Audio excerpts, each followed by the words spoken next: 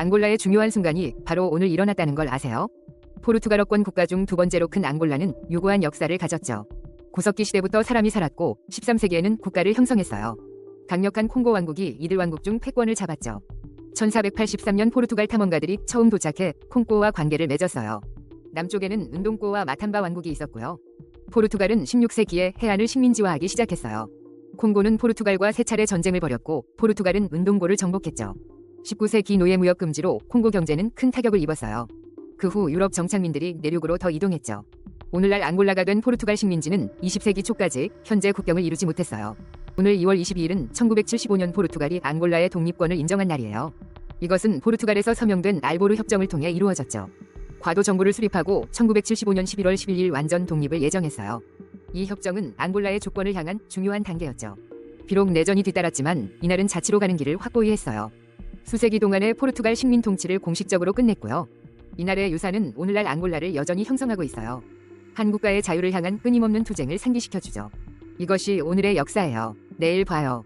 2월 22일이 공화당에 큰 변화를 가져온 날인 걸 아셨나요? 노예제 반대로 시작된 당이 어떻게 오늘날 보수 강자가 되었는지에 대한 이야기죠. 공화당은 1854년 캔자스 네브래스카 법에 반대하며 탄생했어요. 그들은 새로운 미국 영토로의 노예제 확장에 맞서 싸웠죠. 초기 멤버는 전 휘그 당원, 자유토지 당원, 무지 당원이었어요. 당은 북부주에서 빠르게 세력을 얻었어요. 그리고 1860년 공화당 소속 에이브러햄 링컨이 대통령으로 당선됐죠. 그의 당선은 남부주들의 탈퇴를 촉발했어요. 이것은 곧 미국 남북전쟁으로 이어졌고요. 링컨 아래 공화당은 연방을 보존하고 노예제를 폐지했어요. 재건시대 동안 그들은 해방 노예의 시민권을 옹호했죠. 하지만 1870년대 후반 눈에 띄는 변화가 시작됐어요. 당은 사업과 산업 확장에 더 집중하기 시작했죠. 이 새로운 방향은 19세기 말과 20세기 초 그들의 지배력을 정의했어요. 그들은 보호 관세와 인프라를 추진했고요. 자유방임 경제정책을 옹호했어요. 이것이 오늘날 우리가 아는 보수 정당으로의 변모를 알린 거죠. 노예제 반대에서 사업 중심 보수주의로의 적응 유산이랄까요. 이 당의 여정은 미국 정치 변화의 축소판이에요. 오늘의 역사는 여기까지예요. 내일 더 많은 이야기로 만나요. 안녕하세요. 2월 22일 오늘은 미국 대통령의 권한에 대한 흥미로운 이야기를 들려드릴게요. 미국 대통령은 단순히 국가 원수를 넘어선 매우 강력한 자리예요. 연방정부 행정부를 지휘하고 군대의 최고 사령관 역할도 하죠.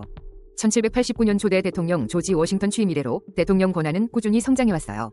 때로는 줄어들기도 했지만 20세기부터는 그 역할이 더욱 커졌습니다. 21세기에는 전 세계에서 가장 강력한 정치적 인물 중 한 명으로 꼽히죠. 세계 최대 경제 대국의 리더로서 국내외에 막대한 영향력을 행사해요. 20세기, 특히 냉전 시대에는 자유세계의 리더로 불리기도 했죠.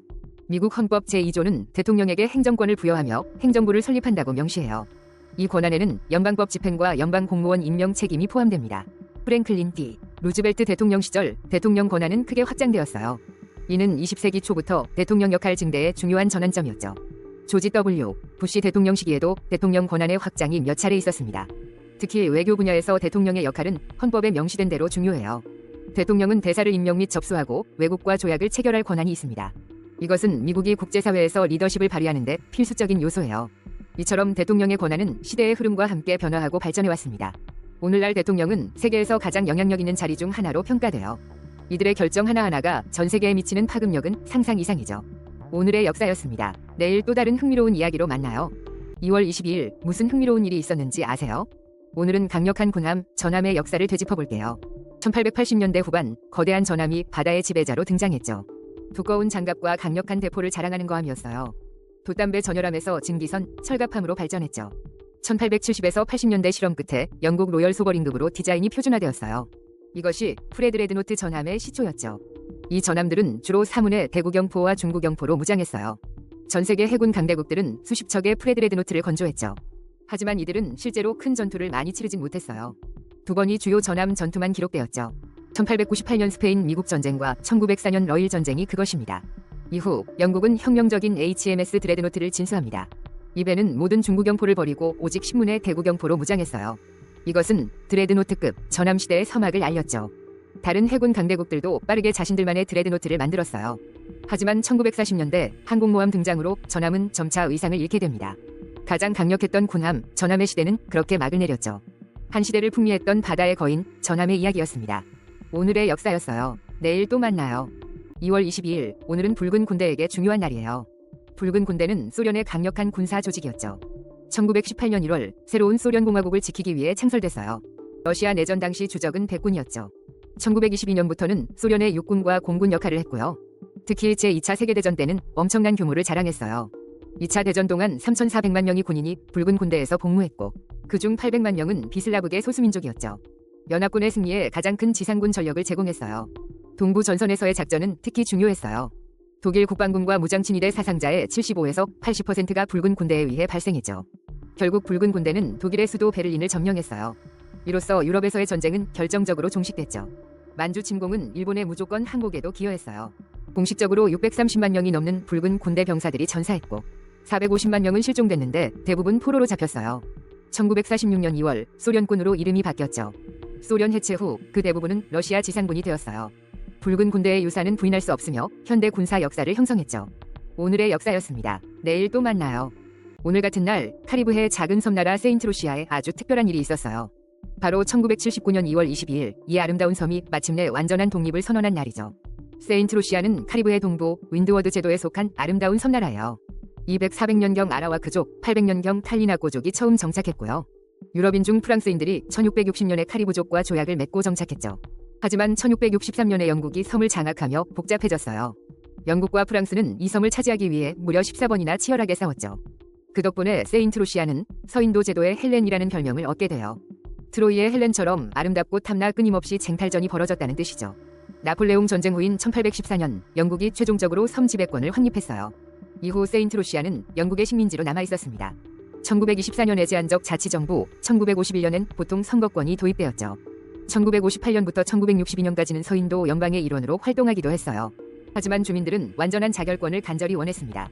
그리고 마침내 1979년 2월 22일 그 꿈이 이루어졌습니다. 세인트루시아는 영연방 일원으로 남으면서도 완전한 주권을 가진 독립국가가 되었어요.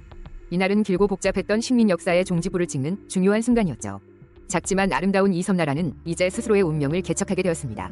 오랜 투쟁 끝에 얻어낸 자유는 그들에게 새로운 희망을 안겨주었어요. 오늘의 역사였습니다. 내일 또 다른 흥미로운 이야기로 찾아올게요.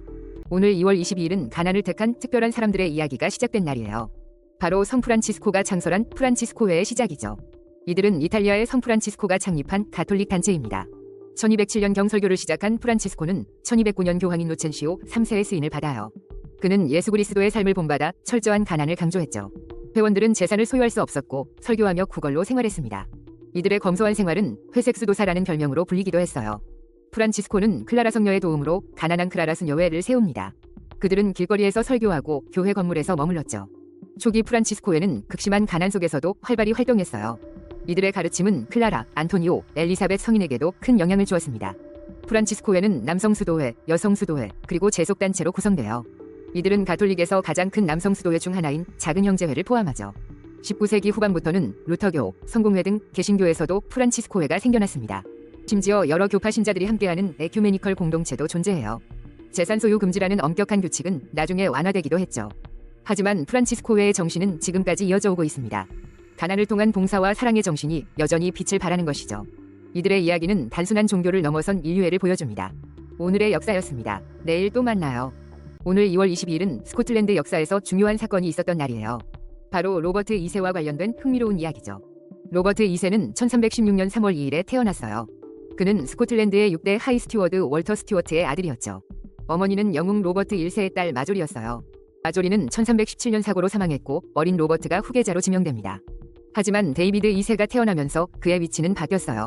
1327년 로버트는 하이 스튜어드 자리를 물려받으며 후계자 지위도 재확인되죠. 1329년 로버트 1세가 사망하자 데이비드 2세가 즉위했습니다. 이때 스코틀랜드는 혼란에 빠지기 시작했어요. 잉글랜드의 지원을 받은 에드워드 발리올이 침공했죠. 1332년 8월 발리올은 덤플린 무어에서 대승을 거둡니다. 하지만 스코틀랜드인들은 포기하지 않았어요. 그해 12월 16일 새벽 16세 로버트 스튜어트가 전투에 나섭니다. 그는 아치볼드 더글러스 경과 함께 애넌 전투를 이끌었죠. 이 전투에서 그들은 에드워드 발리올을 스코틀랜드에서 몰아냈어요. 16세의 어린 나이에 엄청난 용기를 보여준 거예요. 그의 초기 군사적 성공은 훗날 왕권을 확립하는 데 큰 기반이 됩니다. 이 전투는 스코틀랜드의 독립을 지키는 데 중요한 역할을 했어요. 오늘의 역사였습니다. 내일 또 다른 이야기를 들려드릴게요. 2월 23일이 쿠르드족에게 중요한 날이라는 걸 아셨나요? 고대 민족의 자결권 투쟁 이야기죠. 쿠르드족은 서아시아 토착의 이란계 민족이에요. 그들의 고향 쿠르디스탄은 튀르키예, 이란, 이라크, 시리아에 걸쳐 있죠. 전 세계적으로 3천만에서 4,500만 명에 달해요. 대부분 쿠르디스탄에 살지만 해외에도 큰 디아스포라 공동체가 있어요. 서부 이란어군에 속하는 쿠르드어가 모국어죠. 순위 이슬람이 가장 많지만 다양한 종교를 믿어요. 야지디즘, 야르산주의, 조로아스터교, 기독교도 중요한 소수 종교예요. 2월 23일은 이라크와 시리아 쿠르드족 자치의 의미 있는 날이에요. 완전히 독립하진 못했지만 상당한 자치권을 행사하고 있죠.